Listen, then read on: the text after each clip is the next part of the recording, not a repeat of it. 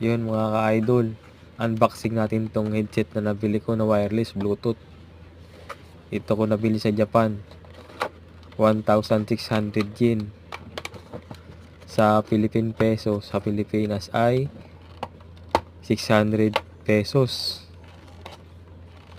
Unboxing natin mga idol. Nahirapan pa ako magbukas niyan kay naka-seal pa. Ang hirap buksan. Kompleto na yung mga idol. Yan. Yung headset. Wireless. With Bluetooth.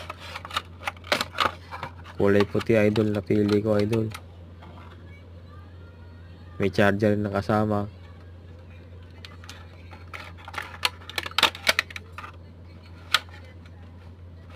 Tapos may display charging na rin siya kasama. Kulay puti siya idol.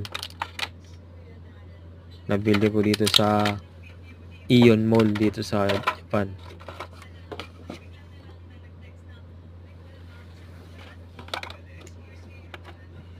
At ang tatak niya ay Air Music Wireless Bluetooth. Mga ka-idol. Yun lang mga idol.